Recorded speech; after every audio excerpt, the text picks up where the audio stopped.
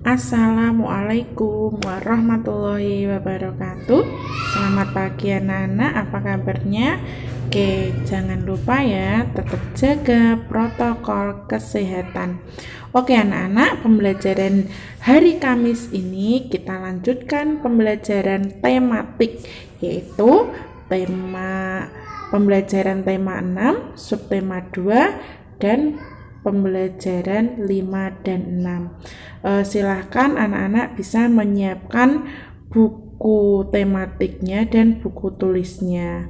Oke anak-anak, guru lanjutkan ya. Nah, coba kita ingat kembali.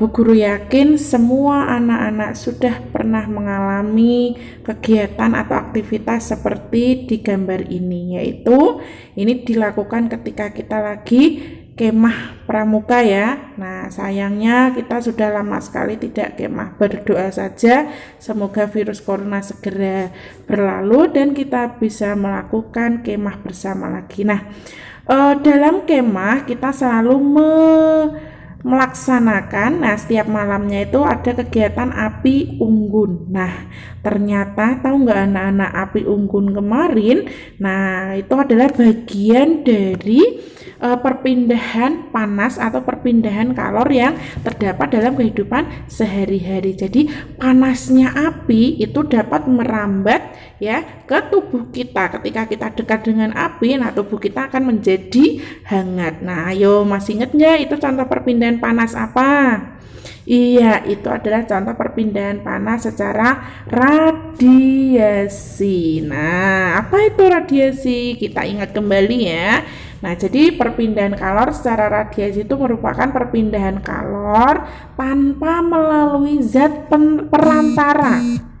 Ya, jadi secara langsung, kata kuncinya itu secara langsung tanpa melalui zat perantara, atau Bu Guru memberi kata kuncinya itu biasanya pokoknya kalau kalimat itu ada api atau matahari, nah itu mesti contoh perpindahan panas secara radiasi. Nah, pernahkah kamu pergi keluar rumah saat siang hari? Tentunya pernah ya. Nah, apa yang kamu rasakan? Apalagi kalau lagi terik matahari, nah tentunya akan panas ya. Nah, itu juga contoh perpindahan panas secara radiasi, secara langsung. Jadi tubuh kita itu langsung terasa panas.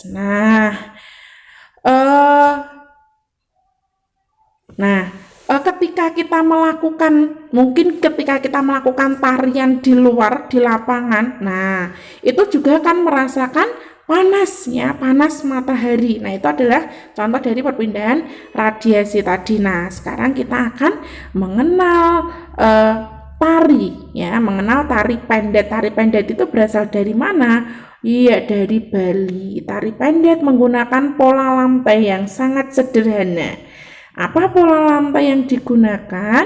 Oke, kita akan mempelajari kembali pola lantai dalam tarian. Nah, di sini ada macam-macam pola lantai dalam tarian. Dibedakan menjadi dua, ada pola lantai lurus dan pola lantai lengkung. Nah, untuk pola lantai lurus di sini banyak jenisnya. Ada ini yang disebut dengan horizontal, garis lurus tidur ya. Ini ada zigzag Z ya. Ada berbentuk apa? Segi 4, segi 5, segi 3, ada vertikal juga. Mungkin ada lagi diagonal itu yang miring ya. Nah, untuk pola lantai garis lengkung, nah di sini ada contohnya setengah lingkaran ya, atau lingkaran. Nah, ini disebut dengan contoh pola lantai garis lengkung. Nah, untuk selanjutnya dalam menari itu juga diperlukan sikap tanggung jawab. Nah, sikap tanggung jawab itu diperlukan dalam kehidupan sehari-hari. Nah, setiap kegiatan yang dilakukan pasti melibatkan hak dan kewajiban.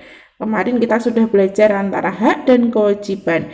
Nah, contohnya ketika mendapatkan kepercayaan mengisi acara perpisahan ya dalam sebuah tari. Nah, contoh di sini Lani berkewajiban ikut serta mengisi acara tersebut. Lani harus melaksanakan kewajibannya dengan penuh tanggung jawab. Jadi pesannya Bu Guru, ketika anak-anak diberi amanah dari orang tuanya atau dari Bu Guru, harus tanggung jawab, benar-benar dikerjakan dengan sungguh-sungguh. Nah, contoh tanggung jawab dalam kehidupan sehari-hari apa? Banyak sekali anak-anak. Nah, di sini dicontohkan ini misalnya merawat tanaman. Nah, kita harus tanggung jawab supaya tanamannya tumbuh subur.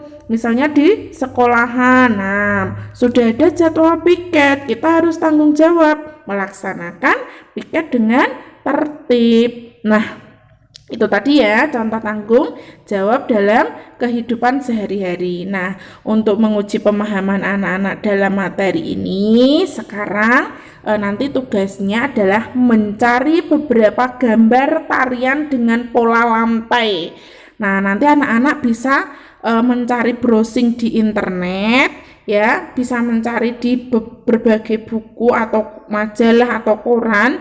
Nah, itu dicari, mencari yang pola lantainya horizontal. Contohnya misalnya gambar tari apa. Nah, nanti silahkan itu di print atau mencari di mana saja. Nah, nanti dipotong terus digunting ya, dipotong atau digunting, ditempel di buku tulis. Yang dicari adalah yang pola lantai horizontal, lingkaran, vertikal, setengah lingkaran. Itu ya anak-anak, jangan lupa tugasnya hari ini dikerjakan dengan tanggung jawab. Oke, untuk pembelajaran hari ini Bu Guru cukupkan sekian. Kalau ada pertanyaan boleh langsung japri Bu Guru. Sekian dari Bu Guru. Wassalamualaikum warahmatullahi wabarakatuh.